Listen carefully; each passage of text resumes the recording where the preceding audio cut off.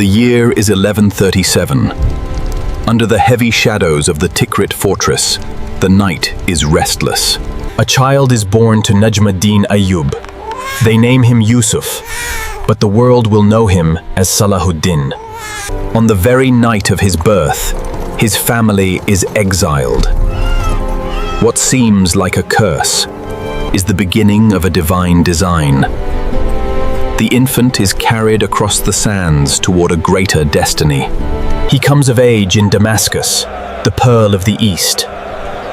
But young Salahuddin is not drawn to the sword. He is a scholar at heart. He immerses himself in theology, mathematics, and philosophy. He famously said he would rather study in the quiet corners of a mosque than command an army. But the world is fractured. His uncle, the fierce General Shirkuh, recognizes the fire within the boy. Duty calls him away from his books. Reluctantly, the scholar mounts his horse, riding toward the scorching sands of Egypt. The legend of the Ayyubid dynasty has begun. Egypt, a land of ancient wonders, staggering wealth, and absolute chaos. The Islamic world is bleeding, deeply fractured between the Sunni Caliphate in the north and the dying Fatimid dynasty in the south. Sensing weakness, the Frankish Crusaders march toward Cairo, hungry to seize the riches of the Nile. Thrown into this viper's nest is a reluctant Salahuddin, serving directly under his uncle, the fierce General Shirkuh. At the Battle of Hattin, the young scholar is tested in blood. He commands the center wing, executing a brilliant tactical retreat. It is a masterclass in deception. Salahuddin lures the heavily armored Crusaders into a trap, breaking their advance. But the battlefield is simple compared to the palace. Betrayal lurks in every corridor of the Cairo court. In a sudden twist of fate, both the treacherous vizier and Salahuddin's uncle, Shirkuh, die within weeks of each other. At just 31 years old, the young warrior who never wanted power is named the Vizier of Egypt. The scholar has become a king, and the sands of Egypt will never be the same. Power in Egypt rests on a knife's edge. Salahuddin now walks the halls of Cairo, a Sunni commander ruling over a divided court. When the young Fatimid caliph passes away, Salahuddin acts with profound respect. He transitions the empire's allegiance without spilling a single drop of blood. But his sudden rise alarms his overlord in Damascus, Sultan Nur-ad-Din. Salahuddin marches north not as a conqueror, but as a protector. The gates of Damascus are thrown open. The city welcomes him home. Yet, not everyone embraces his vision. The secretive order of assassins strikes in the dead of night, nearly ending his life. He survives. The betrayal only hardens his resolve into unbreakable steel. He systematically subdues his rivals. Through diplomacy and force of will, Egypt and Syria are forged into a single, mighty empire. The Crescent is finally unified. The Crusaders are now entirely surrounded. A united Muslim world turns its gaze toward the ultimate prize, Jerusalem. The foundation is laid. The stage is set for the greatest clash of the medieval age. 1187. Reynold of Chatillon, a rogue Crusader lord, brutally attacks a defenseless Muslim caravan. Salahuddin had sworn an oath to protect his people. Hearing of the slaughter, he vows to bring Reynold to justice with his own hands. The call to jihad echoes across Egypt and Syria. A massive army of 80,000 men answers the Sultan's call. Salahuddin lures the heavily armored Crusader forces away from their water sources, drawing them deep into the scorching, arid plains of Hattin. Encircled and cut off from the Sea of Galilee, the Crusaders are plagued by a blinding, maddening thirst. As night falls, Salahuddin orders his men to set fire to the dry grass. Choking smoke engulfs the suffocating Christian army. At dawn, the trap springs. Exhausted and blinded, the Crusader army fractures under the relentless assault of the Ayyubid forces. The true cross is captured. The elite of the Crusader kingdom are utterly broken. The Battle of Hattin is an absolute, decisive triumph.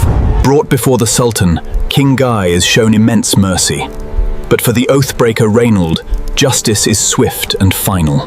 With the Crusader army destroyed, the road is clear. Next stop, Jerusalem. The crushing victory at Hattin has left the Crusader kingdom defenseless. Salahuddin now stands before the ultimate prize, the holy city of Jerusalem. Inside, Balian of Ibelin mounts a desperate, doomed defense. For days, the city's ancient walls endure a relentless, thundering barrage. Terror grips the Christians inside. They remember the year 1099, when the first Crusaders took the city in a horrifying river of blood. Having slaughtered every Muslim and Jew a century prior, the Crusaders expect the Sultan to exact a terrible, merciless revenge. Balian rides out to parley for surrender. Instead of the vengeance they fear, Salahuddin offers a profound, world-changing display of grace. On October 2nd, 1187, the gates of Jerusalem open. There is no massacre. Not a single home is looted. For those too poor to pay the modest ransom, Salahuddin and his brother empty their own royal treasuries to buy their freedom. He places his own guards at the Church of the Holy Sepulchre to protect it, decreeing that Christian pilgrims will always be welcome. The holy sanctuaries are cleansed with pure rose water, brought all the way from Damascus. A heavy silence of peace settles over the city, but the shockwaves of Jerusalem's fall reach the thrones of Europe. The most powerful kings of the West are coming. The fall of Jerusalem shocks Europe to its core. A tidal wave of iron and faith rolls across the sea. The Third Crusade has begun. Leading the storm is a warrior of terrifying reputation, King Richard the Lionheart of England. At the Siege of Acre, Richard strikes a brutal blow. The city falls, and the crusade pushes south toward Jerusalem, clashing directly with the Sultan. The campaign becomes a deadly game of chess between two master tacticians, each deeply testing the other's resolve. When Richard falls dangerously ill with a burning fever, Salahuddin does the unthinkable. He sends his personal physicians, along with fresh fruit and ice. Seeing Richard unhorsed in battle, the Sultan declares that a king should never fight on foot, sending him two magnificent steeds mid-combat. Richard pushes to the very gates of Jerusalem, but he realizes that even if he takes it, the unified Muslim world will eventually retake it. Exhausted by war, the Lion and the Eagle sign the Treaty of Jaffa. Jerusalem remains under Muslim control, but Christian pilgrims are guaranteed total safety. Richard boards his ship to return to Europe, having never met Salahuddin face to face, yet harboring an unbreakable lifelong respect for his rival. The foreign invaders are gone. The Sultan has defended his realm, but a quiet shadow now falls over Damascus. The wars are finally over. Exhausted by decades in the saddle, Salahuddin returns to his beloved Damascus, seeking the quiet he longed for as a young man. He strips away the armor of a king. In his final days, the great eagle of the East becomes a simple scholar once again. Despite ruling an empire that stretches from Egypt to Arabia, he keeps nothing for himself. Every coin that enters his treasury is quietly given away to the poor. In the bitter winter of 1193, after riding out in a freezing storm to greet returning pilgrims, a sudden, violent fever takes hold of the Sultan. On March 4th, at just 55 years old, the man who brought kings to their knees breathes his last. The Muslim world is plunged into shattering grief. When his advisors open the royal treasury to arrange his funeral, they freeze in disbelief. The most powerful ruler on earth has left behind only a single piece of gold and 47 silver coins. He did not leave enough money to even pay for his own grave. The great Sultan is buried in a borrowed shroud, with funds scraped together by his friends. They lay him to rest in a quiet garden outside the Umayyad Mosque. No towering pyramids, no golden monuments, just a simple stone in the earth. His empire would eventually fracture, but his legacy became immortal, a paragon of chivalry, a sword of justice, and a ruler who conquered with mercy. The world is born from dust, and to dust it returns.